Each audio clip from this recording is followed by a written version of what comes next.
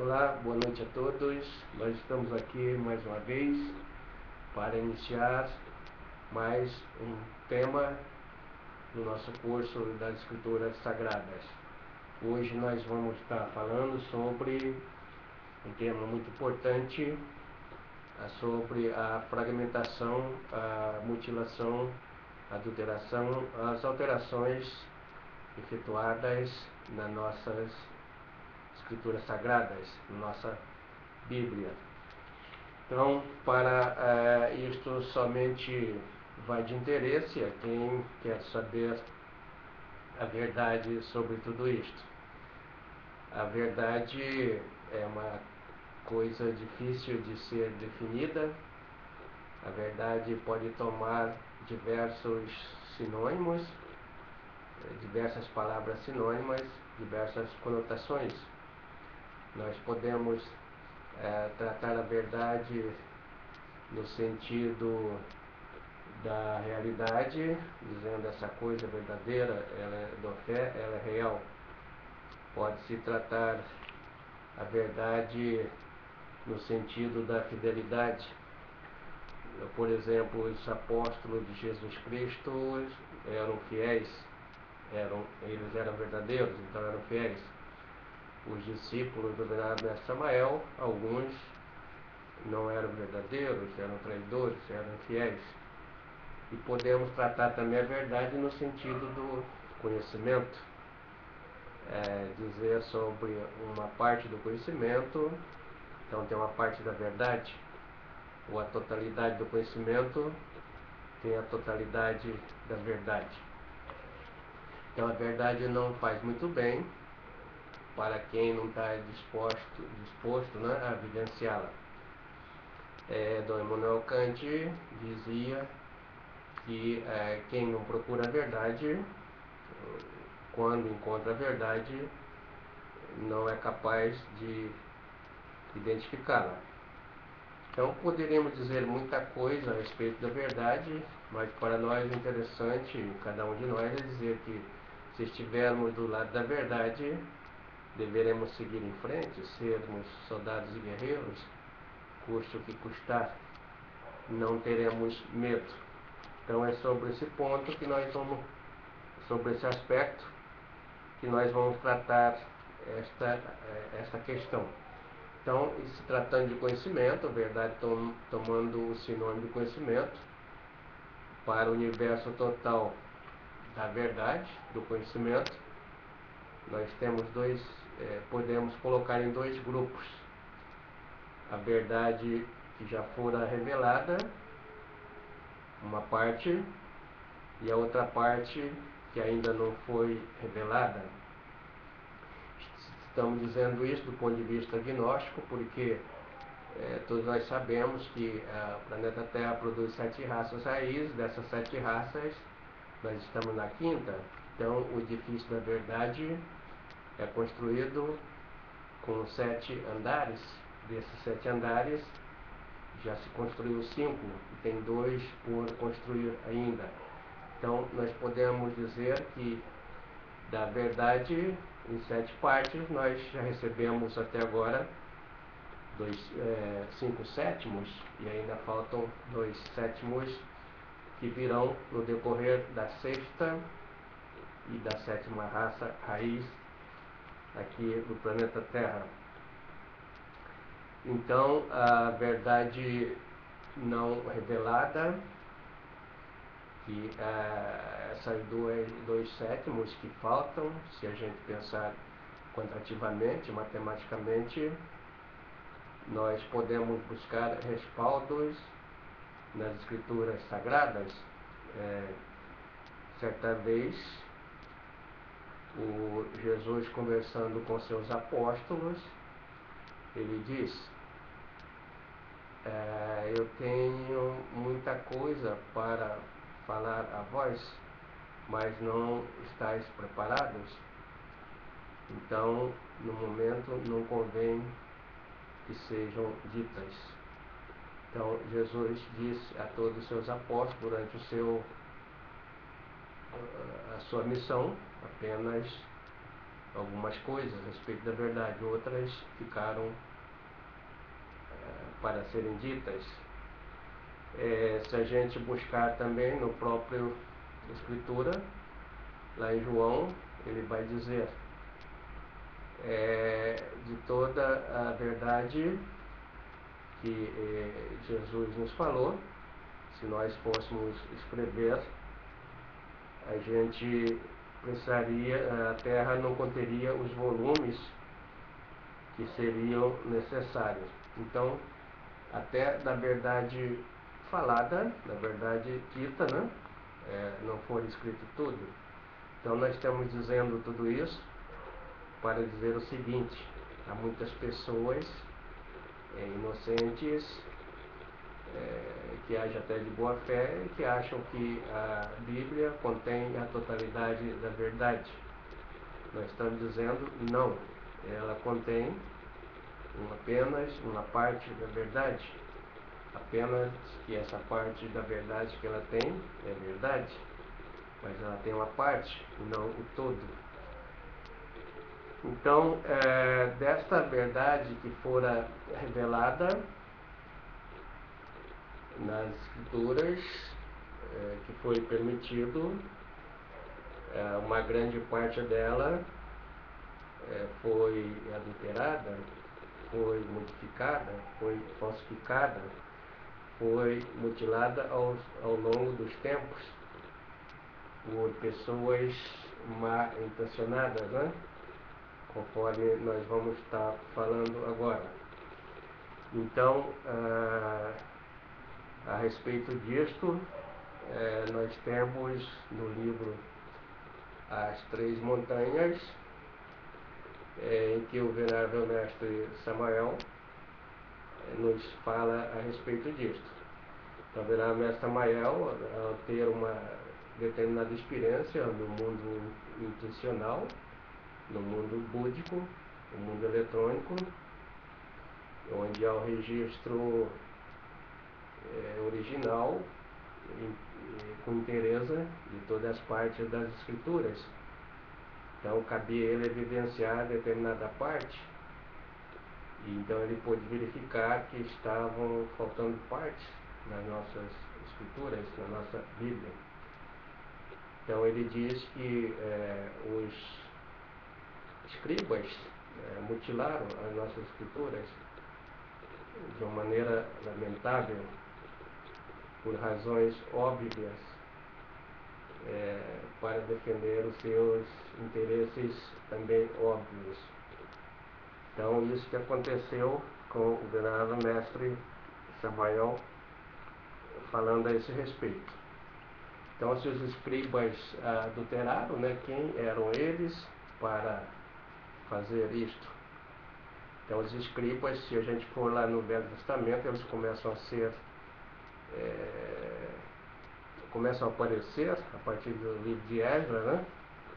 E passaram toda a vigência do Velho Testamento na sua profissão, que era de escrever, tipo hoje um escrivão de cartório, né? Que também tinha a função de contador, de secretário, etc, etc. Então eles tinham acesso ao conteúdo do conhecimento e podiam manipular isto de acordo com as suas tendências, de acordo com a sua neutralidade. Então, já no Velho Testamento, eles passaram tentando diminuir os profetas por todo o tempo. No Velho Testamento, são vários confrontos, né, entre eles e Jesus Cristo. O tempo todo eles se colocaram contrários ao Evangelho de Jesus Cristo. Então, Jesus sempre admoestava dos escribas, dos fariseus, dos doutores das leis. Então, eles estão em várias passagens. Então, foi nisso daí que eles fizeram intencionalmente, né, a mutilação das Escrituras Sagradas. Na sequência, isto vai ocorrer em toda a história da existência das Escrituras, vai surgir lá no ano 1550, um Papa que for eleito, depois de alguns confrontos lá na escolha do Papa, entre dois segmentos, duas tendências, ele acabou vencendo e recebeu o nome de Papa Júlio III. Então, Júlio III tomou algumas providências para fazer algumas reformas na igreja e nomeou alguns bispos alemães, que é por onde estava pegando, devia começar a reforma, porque os protestantes estavam evoluindo e incomodando a igreja. Então, esse Papa, que sucedeu ao Papa Paulo II, então ele mandou fazer um estudo sobre o que estava pegando, né, vamos dizer assim, estava permitindo a ascensão do protestantismo e a decadência da Igreja Católica. Então mandou fazer um estudo bíblico, nomeou 3 bispos dos mais destacados que ele tinha em todo o mundo. Então esses 3 bispos levaram a sério esse estudo, depois de algum tempo concluíram e entregaram o resultado para Júlio III. Então eles, no resultado, né, no relatório, eles diziam: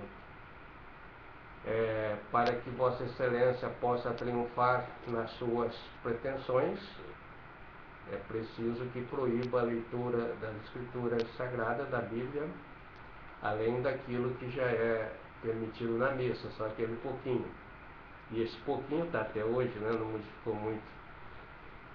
E se alguém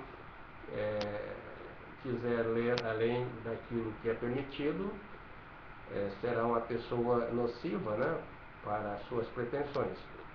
Então, quanto menos ler das Escrituras, maior será a sua chance, né, de triunfo nas suas pretensões, e quanto mais lerem, menor será a sua chance. Então, Vossa Excelência deve suprimir a leitura das Escrituras, mas deve fazê-los com cuidado para não provocar tumulto, né? Então, desta forma, praticamente fora proibida a leitura das Escrituras, que era permitido somente naquele pouquinho, que continua até hoje, e ainda na língua era dita em latim, né? E assistir uma missa aqui até hoje no interior a gente vai, tem algumas que ainda preservam. Então é o padre dizendo: orar por nós, no Dominus Vobiscus, quem vai entender isso em latim, né? E assim então criou-se uma cultura da não leitura das Escrituras ao longo de todos os tempos, e a igreja atingiu o seu objetivo. Agora já no João Paulo II, né, ele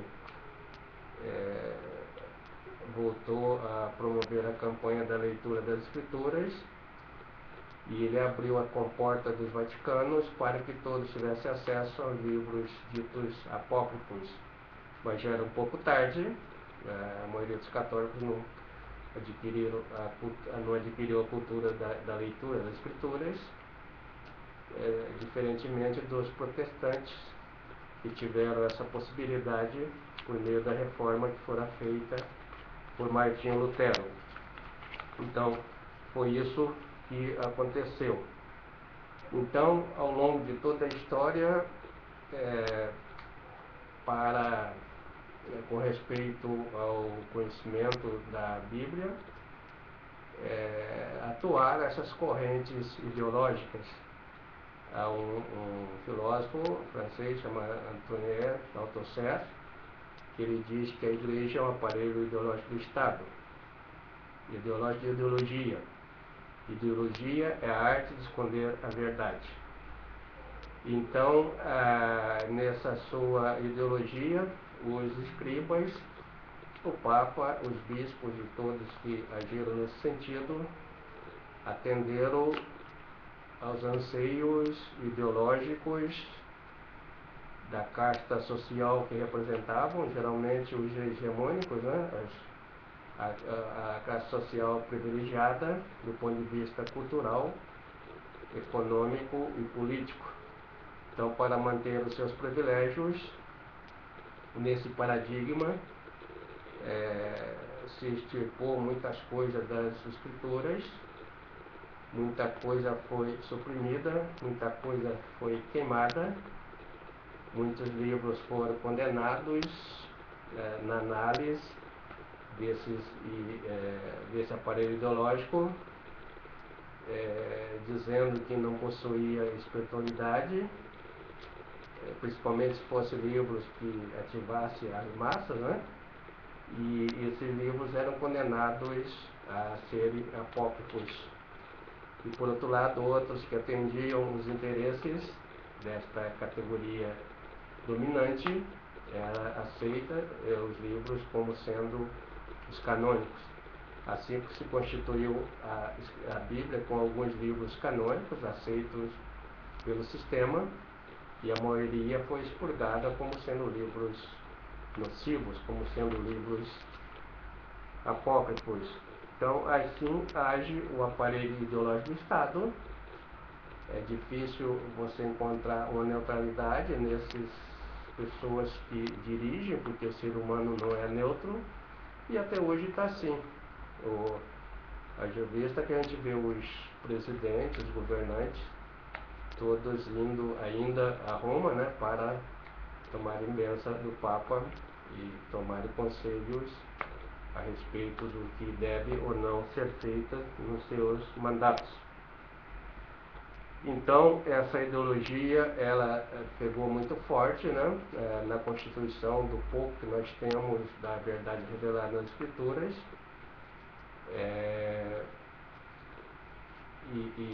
Então, era assim, esse livro atende o nosso interesse, vamos pegar. Esse não atende, então vamos extirpar. Então, para a constituição dos canônicos e dos apócrifos, se basearem em paradigmas tão subjetivos que nós temos hoje alguns livros canônicos de algumas religiões e apócrifos de outras, e vice-versa. Ora, alguns livros não prestam por algumas religiões porque não atende do ponto de vista espiritual, mas para outras servem. Então, é muito subjetivista, né? Então, a lista de canônicos e de apócrifos, ela é diferente, né, para cada uma destas religiões. Então, a essa altura do campeonato, né, nós temos muitas pessoas ao longo da história que trabalharam para a constituição da verdade original das Escrituras. O exemplo é o Jung, né, que tem um instituto que colabora nesse sentido, e lá banca, né, todo o trabalho em prol do achado, né, do pergaminho do Mar Morto, os papiros de Pirã. Então, desses livros que foram apocrifados, né, foram ditos impuros, muitos deles, a maioria foi trancada a 7 chaves no Vaticano, agora estão abertos, né, para quem quiser ler. Autorização a partir do Papa, então, João Paulo II. E nós temos que muitos livros foram queimados e perdidos em definitivo. Alguns deles foram achados parcialmente. Isso não aconteceu só com as escrituras judaicas, mas com todas. Por exemplo, o Shilhambalan, né, as escrituras maias, que tem as 7 profecias. Nós temos acesso a elas hoje, graças ao achado de uma pessoa bem intencionada, porque os espanhóis quiseram queimar tudo na época da conquista e tentaram agir nesse sentido. Então, também achou-se o livro, né, que é o Filósofo de Fumena, é o livro dos gnósticos egípcios. Esse livro é muito importante, ele fala de todos os livros constituintes da Bíblia original, e ele fala a respeito de um mestre naquela época, antes de Jesus, chamado Mestre da Justiça, que deixou grandes ensinamentos para toda a humanidade. Então tem os papiros aí de Pirã, o mais vermelho, tem o livro de Judas e muitos outros livros que estão voltando aí para recomporem essa verdade original. Então é muito importante nós estudarmos todas essas coisas para sabermos que as Escrituras contêm apenas uma parte da verdade, e também não adianta nós discutirmos isto com a pessoa que não tem essa visão. A inteligência não dá palpite no terreiro da ignorância. Para que se faça um debate com a pessoa dessa, naturalmente você sairá perdendo, porque ela tem estratégias bem definidas, baseadas na lógica do absurdo, que levará você a perder, a menos que você iguale a ela e também adote a lógica do absurdo. Mas para não se igualar a ela, é bom que vença o discurso no silêncio. O silêncio é um discurso imbatível.